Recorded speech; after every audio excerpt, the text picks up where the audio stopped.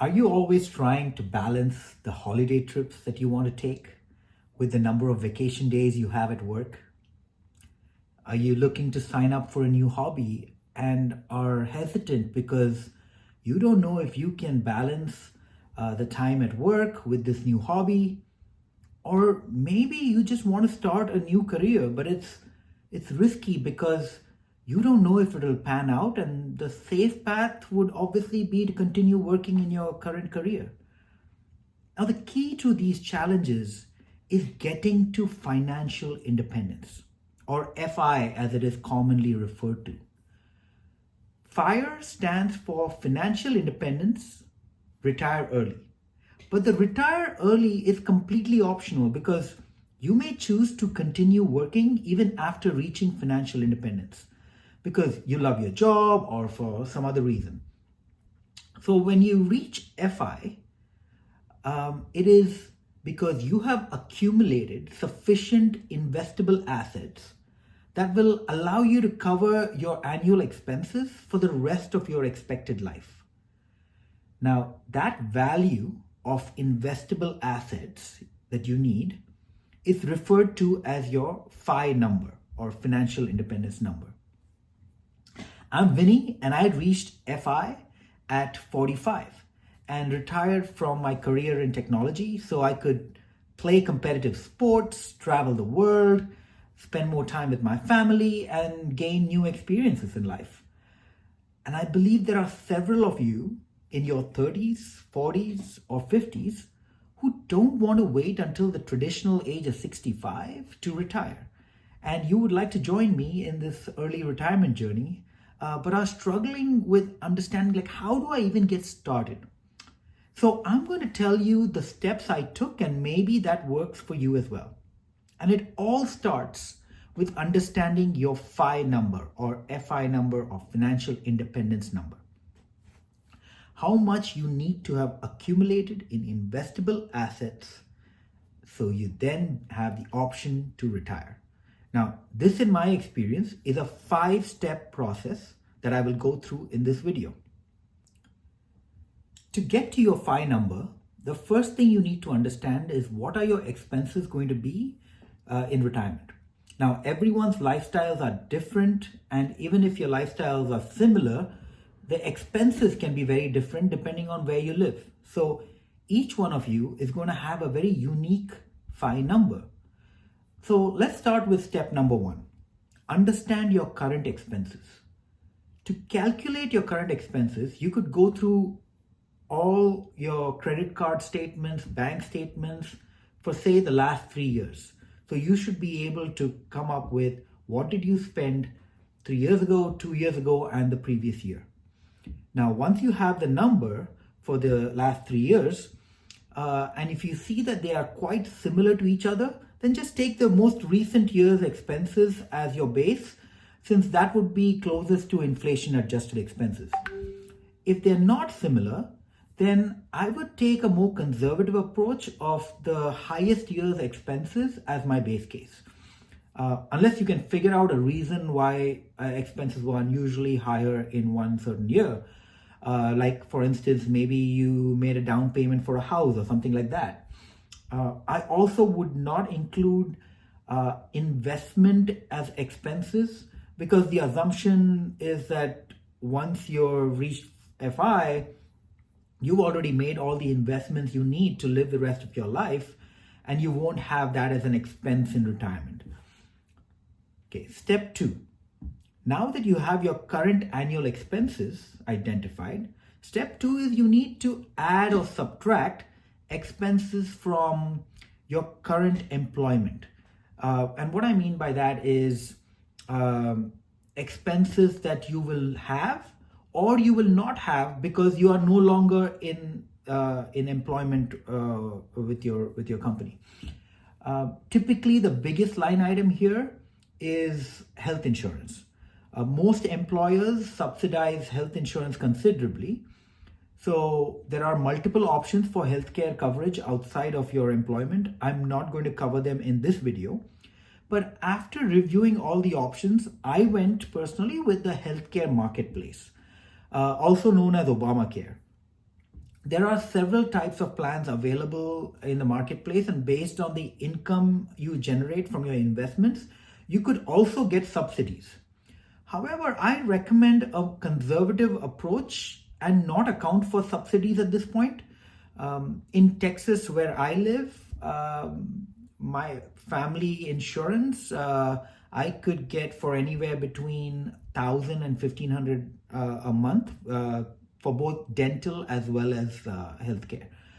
Of course, a lot of that is going to vary on the deductibles you choose, provider networks, etc. So I won't get in depth over there, but that's approximately the range for a family of 3 to 4 people.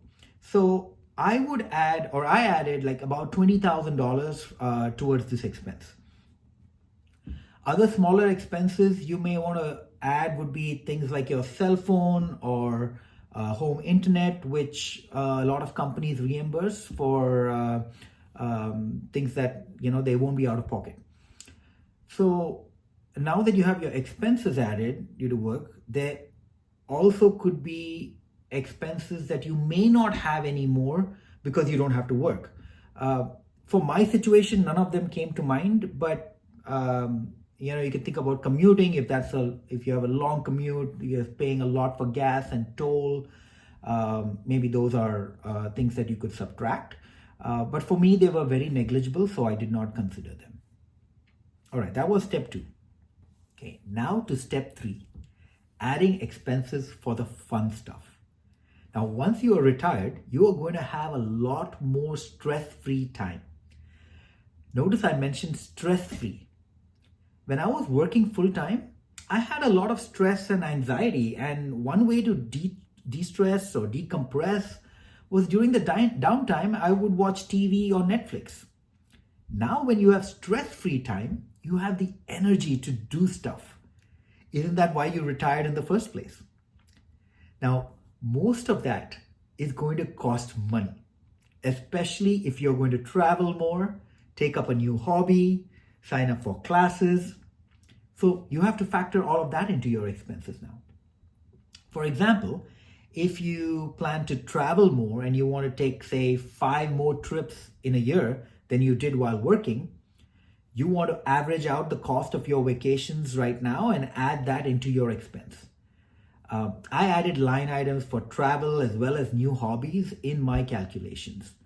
And in the first year, they worked out very similar to what I had planned in my number. Now, even though I didn't really budget it that way, it worked out. One side note you may realize is that travel costs post-retirement are less than what they were when you were working. Because you now have the time to get a good deal.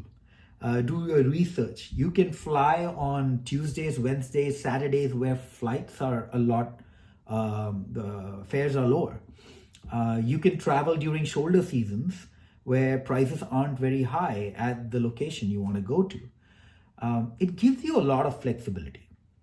Now, the downside is that if you were traveling a lot for work, then you accumulated a lot of points and miles, and you use them for vacation, and now you may not get those benefits.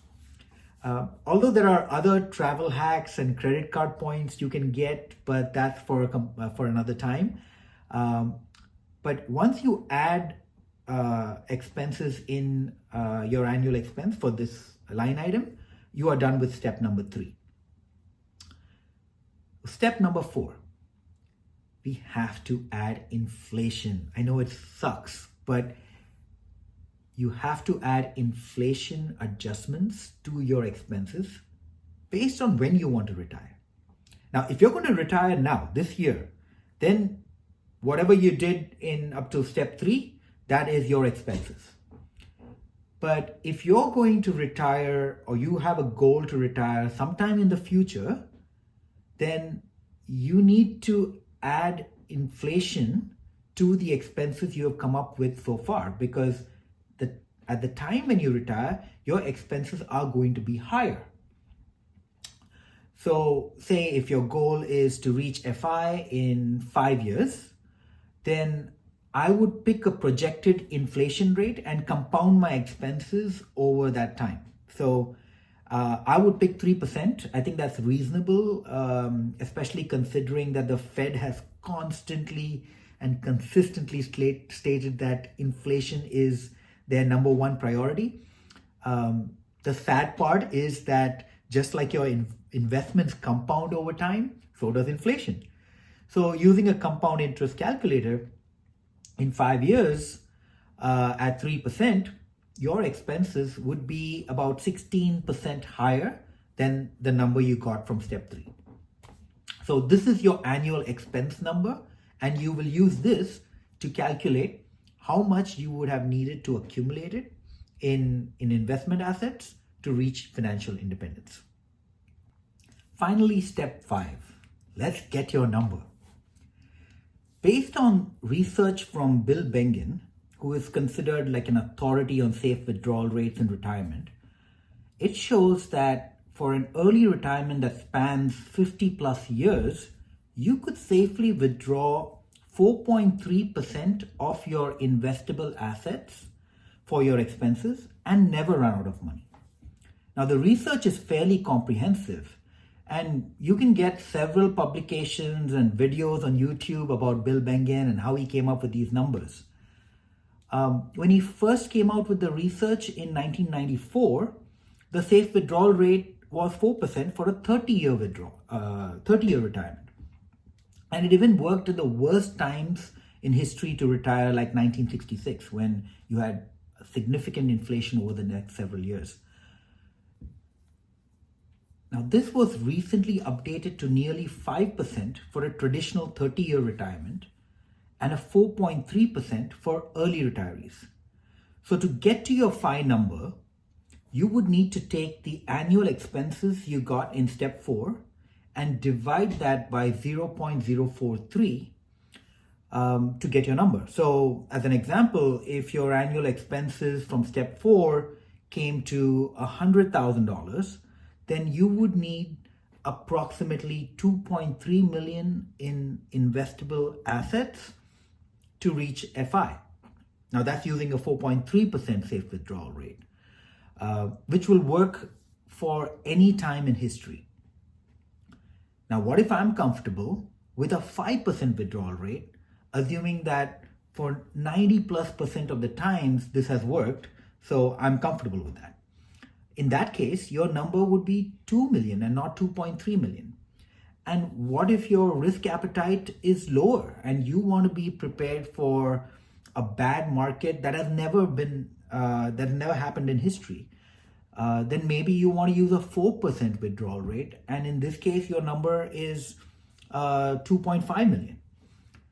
In essence, what safe withdrawal rate you are comfortable with, along with your projected expenses, are the key factors in determining that FI number of yours. So by changing either of these, you can impact your FI number. For instance, in this exercise, to calculate future expenses, we assume that you will be living post-retirement in the same city, so your expenses would be very similar if your standard of living is going to be similar. Now, if you're in the United States, you could consider living in Central America or Asia or even parts of Europe, where the costs of living are significantly lower, and this could reduce your FI number by millions. I know people who've moved to Thailand or India, and their FI number went from over 3 million to less than 1 million. But that's a huge decision to just pack everything and live in another country. And there are so many considerations before you would do that. Another thing you could do, or another approach you could take, is increasing your withdrawal rate to a 6 or maybe even 7%, with the understanding that if there comes a time where you run into multiple bad market years, then you could dynamically switch to a low withdrawal rate for a period of time by either cutting down your expenses or taking a part-time job to fill any gap you might have. So for $100,000 annual expense, your FI number with a 7% withdrawal rate would be less than $1.5 million, which is significantly lower than the $2.5 million using the 4% rate. Now, understanding your FI number is a significant first step. It is a prerequisite for your FIRE journey. It is not the final step because you still have to save and invest. And finally, when you get to that number, you need to focus on asset allocation because those withdrawal rates, they all depend a lot on the asset allocations, asset locations, whether it's tax-free, tax-deferred, taxable, what accounts you're using. Now, all of that is after you've reached that number of investable assets. So there's a lot more to be done, but this getting to your number is the first critical step. And whether you want to retire early or not, knowing this number is very useful just for clarity. So go play around with the math, do the exercise, invest one day of your life in 2025 towards getting to understand your number. And then play around with different withdrawal rates, different scenarios with expenses. And this will give you different FI numbers for different what-if scenarios. Now, at the end of it, I guarantee you will have a lot more clarity. Let me know if this was helpful. Are there key points I'm missing or areas that you would like to go deeper into? Please like and subscribe to encourage me to post more on this topic and others around early retirement. So know your number and savor the journey.